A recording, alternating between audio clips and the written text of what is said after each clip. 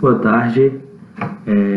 Devido aí às questões do coronavírus, nessa questão, nós vamos ter a nossa aula aqui pelo nosso Classroom, ou você está assistindo pelo AVA.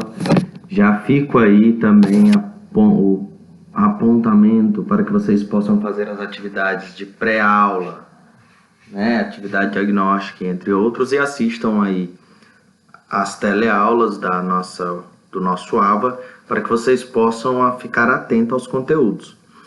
Nossa disciplina, História da Psicologia Aplicada ao Direito, e a gente vai hoje falar sobre os fenômenos psicológicos. O que acontece? Primeiramente, para falar de fenômenos psicológicos, nós precisamos destacar o que é fenômeno.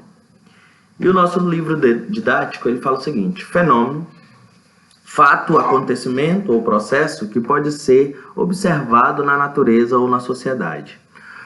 Pessoal, quando a gente fala em fenômeno dentro do processo psicológico, nós estamos falando em processos para além das questões observáveis. Por quê? Se vocês recordarem aí no que o Sr. Wundt, né? Experiência imediata e experiência imediata. O que ele quer trazer com isso? As experiências imediatas seriam aquelas observáveis, os comportamentos mais objetivos, como nós já falamos na nossa aula, e as imediatas, aquelas subjetivas, que o sujeito tem um processo de pensamento.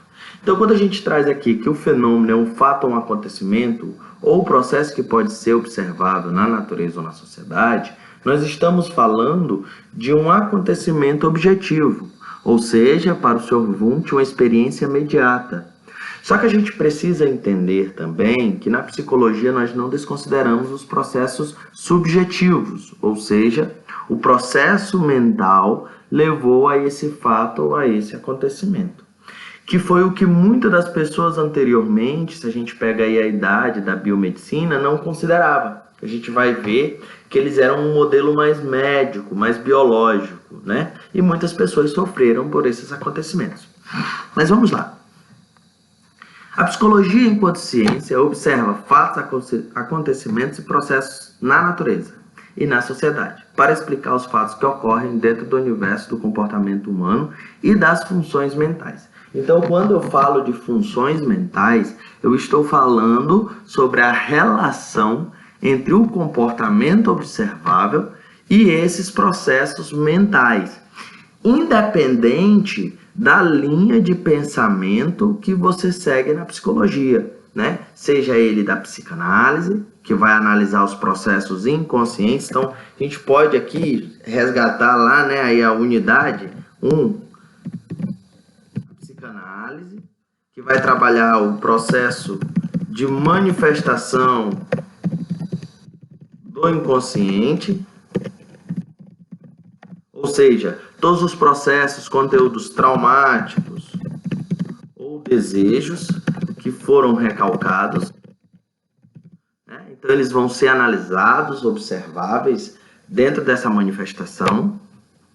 O behaviorismo, análise do comportamento humano, ou seja, de que forma esse sujeito ele é reforçado a esse comportamento, que estímulo ele está recebendo. E aí vocês precisam retornar às nossas aulas, né, anterior, dentro de sala, onde nós falamos do cachorrinho do Pavlov, né, onde ele era reforçado a salivar, mostrando a carne inicialmente, depois o sino, e depois somente com o toque do sino ele começou a salivar.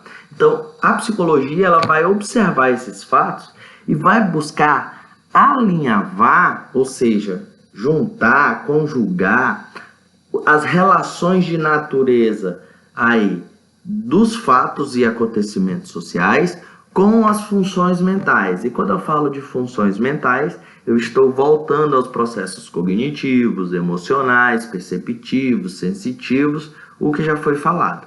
Ok? Então nós precisamos fazer essa correlação, tá bom?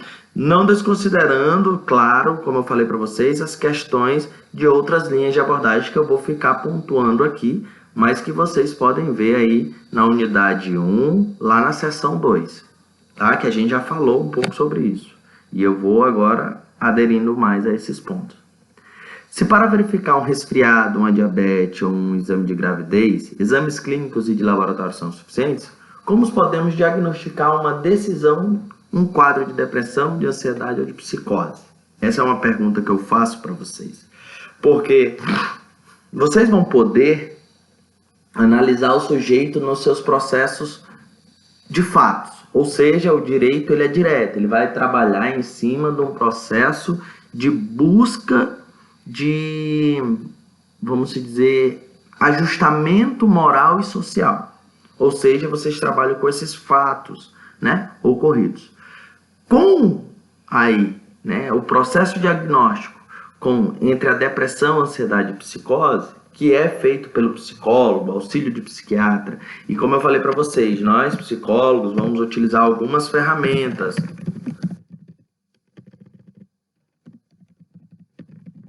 necessárias, que seriam testes, entrevistas, anamnese, visitas domiciliares e entre outros pontos. Por quê? Porque eu preciso analisar esse sujeito em seu contexto amplo. E anteriormente não era visto assim. Anteriormente a gente fala no modelo biomédico, denominado lá, né, em meados do século XX, onde eles consideravam, é derivado de uma concepção mecanicista da ciência. Ou seja, o sujeito era visto como um sujeito biológico.